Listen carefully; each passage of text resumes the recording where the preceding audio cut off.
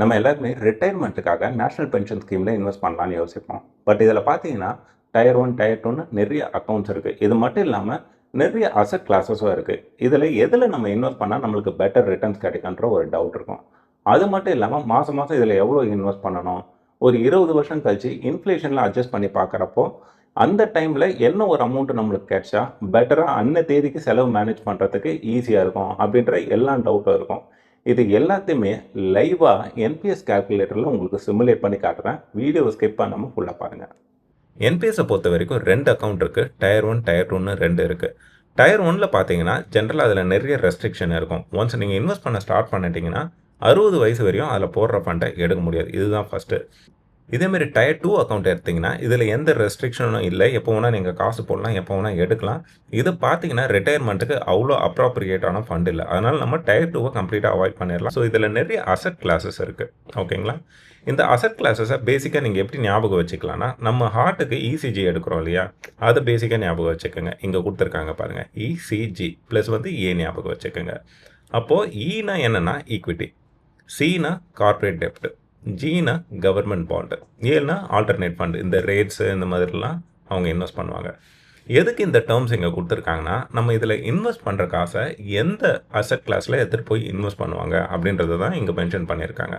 Okay, asset class என்னன்னு தெரிஞ்சிச்சு. எந்த அசெட் கிளாஸில் எவ்வளோ இன்வெஸ்ட் பண்ணுவாங்கன்னு நம்ம பார்க்கலாம். நீங்கள் பாருங்கள், அப் டு 75% வரையும் நம்ம ஈக்விட்டியில் இன்வெஸ்ட் பண்ணலாம். அதாவது நீங்கள் 100 ரூபாய் பென்ஷனில் போடுறீங்கன்னா மேக்ஸிமம் 75% வரையும் நீங்கள் ஈக்விட்டியில் அலோகேட் பண்ணலாம். பேலன்ஸ் இருக்குது பார்த்தீங்கன்னா மொத்த ஃபண்டில் அலோகேட் பண்ணலாம். சப்போஸ் நீங்கள் கார்பரேட் பாண்டுன்னு நீங்கள் எடுத்துக்கிட்டிங்கன்னா அதில் அப் டு 100% என்டையர் அமௌண்ட்டு கூட நீங்கள் அதில் போட்டுக்கலாம். அதே தான் கவர்மெண்ட் பாண்டுக்கும்.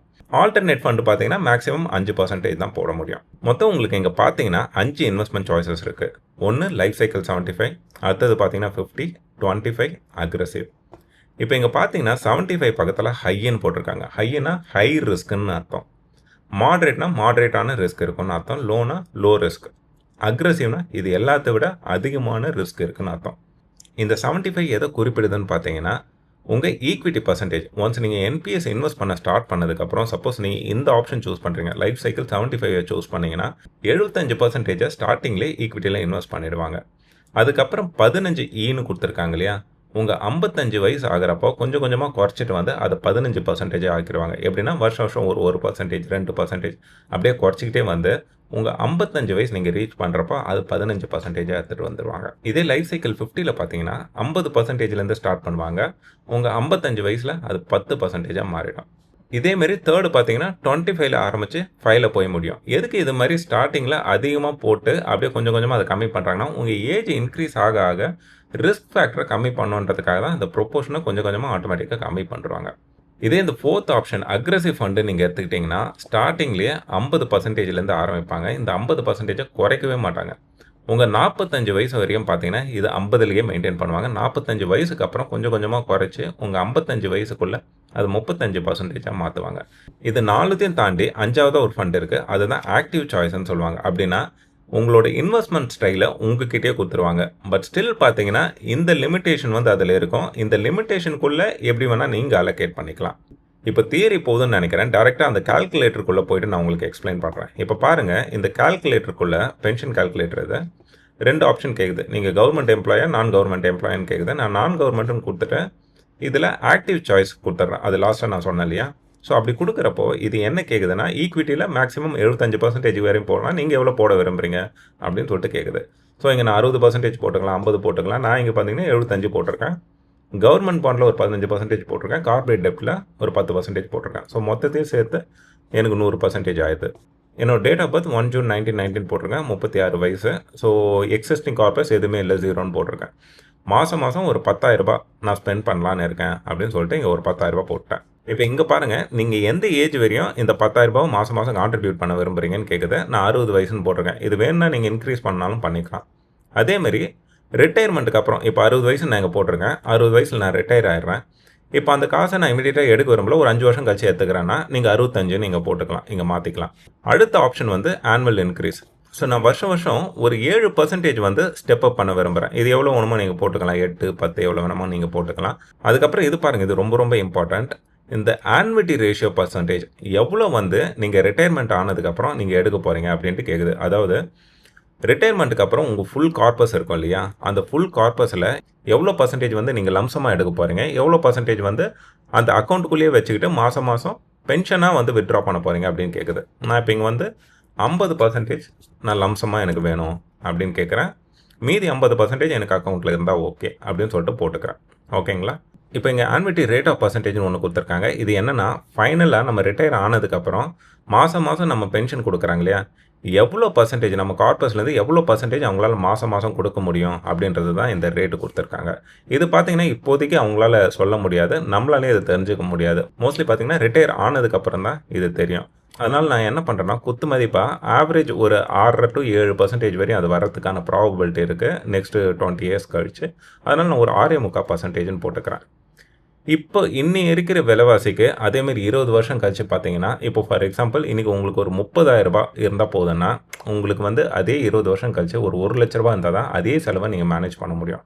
அப்படின்ற பட்சத்தில் நான் அட்லீஸ்ட் எனக்கு ஒரு 1,50,000 நெக்ஸ்ட் 20 வருஷம் கழிச்சு இருந்தால் ஓரளவுக்கு டீசெண்டாக என்னால் மேனேஜ் பண்ணிக்க முடியும்னு சொல்லிட்டு ஒரு 1,50,000 நான் இங்கே போடுறேன். என்னடா 1,50,000 நீங்கள் யோசிக்காதீங்க. 20 வருஷம் கழிச்சு இதோட வேல்யூ பார்த்தீங்கன்னா ரொம்ப கம்மியாக தான் இருக்கும். ஒரு 40,000 45,000 அந்த மாதிரியான வேல்யூ தான் இருக்கும். இந்த இன்புட்லாம் எல்லாம் போட்டுட்டு நான் கால்குலேட் பண்ணி பார்க்குறேன். இது என்ன சொல்லுதுன்னா, இப்போ பாருங்கள் என்னோட டோட்டல் கார்பஸ் நான் இந்த மாதிரி 10,000 போட்டுட்டு வருஷம் வருஷம் ஒரு 7% நான் இன்க்ரீஸ் பண்ணிகிட்டே வந்தேன்னா, டோட்டல் கார்பஸ் 20 வருஷம் என்னோட ரிட்டையர்மெண்ட் அப்போ எவ்வளோ இருக்குன்னா 2,77,00,000 கிட்ட இருக்கும். ஓகேங்களா? இப்போ இந்த 2,77,00,000 நான் 50% நான் வந்து லம்சமாக வித்ட்ரா பண்ணிக்கிறேன்னு சொல்லியிருக்கேன். ஓகேங்களா? அதுதான் இங்கே போட்டிருக்கு. இப்போது பேலன்ஸ் இருக்கிற மீதி 1,38,00,000 அதுலேருந்து தான் பார்த்தீங்கன்னா எனக்கு மாதம் மாதம் பென்ஷன் கொடுக்க போகிறாங்க. இப்போது குத்து மதிப்பாக அது ஒரு 6.25% வச்சுக்கிட்டா கூட அவங்களால மேக்ஸிமம் ஒரு 77,000 தான் தர முடியும். அப்போது இது வந்து கொஞ்சம் கூட என்னோட எக்ஸ்பெக்டேஷனை மீட் பண்ணல. எனக்கு 1,50,000 வேணும், பட் இவங்க கொடுக்குறது பார்த்தீங்கன்னா 77,000 தான் கொடுக்க முடியும்னு சொல்கிறாங்க. பிகாஸ் நம்ம இன்வெஸ்ட் பண்ண கார்பஸை பேஸ் பண்ணி. இதிலேருந்து அவங்க 2 ஆப்ஷன் சஜஸ்ட் பண்ணுறாங்க. இங்கே பாருங்கள், ஒரு ஆப்ஷன் இங்கே என்ன இருக்குன்ட்டு, உங்களோட மந்த்லி கான்ட்ரிபியூஷன் நீங்கள் 10,000 ஸ்டார்ட் பண்ணுறீங்க இல்லையா, அதுக்கு பதிலாக 19,000 ஸ்டார்ட் பண்ணிங்கன்னா இந்த 1,50,000 எங்களால் மீட் பண்ண முடியும் அப்படின்னு சொல்கிறாங்க. அப்படி இல்லைன்னா நீங்கள் 50% எடுத்துடுறீங்க. 50% எடுக்கிறதுக்கு பதிலாக வெறும் 4% மட்டும் எடுத்துகிட்டு பேலன்ஸ் 96% நீங்கள் உள்ளே போர்ட்ஃபோலியோக்குள்ளேயே மெயின்டைன் பண்ணிங்கன்னா எங்களால் இந்த 1,50,000 தர முடியும். சப்போஸ் இந்த 6.25% தான் உங்களால் தர முடியும்னா, இந்த பர்சன்டேஜ் வந்து இன்க்ரீஸ் ஆகிறதுக்கும் சான்ஸ் இருக்குது, டிக்ரீஸ் ஆகிறதுக்கும் சான்ஸ் இருக்குது 20 வருஷம் கழிச்சு. சப்போஸ் இன்க்ரீஸ் ஆச்சுன்னா ஆட்டோமேட்டிக்காக உங்களுக்கு பெட்டர் ரிட்டர்ன்ஸ் வரதுக்கான ப்ராபபிலிட்டி இருக்குது. இப்போ நீங்கள் இதை பேஸ் பண்ணி ஆட்டோமேட்டிக்காக நீங்கள் கால்குலேட் பண்ணிக்கலாம்.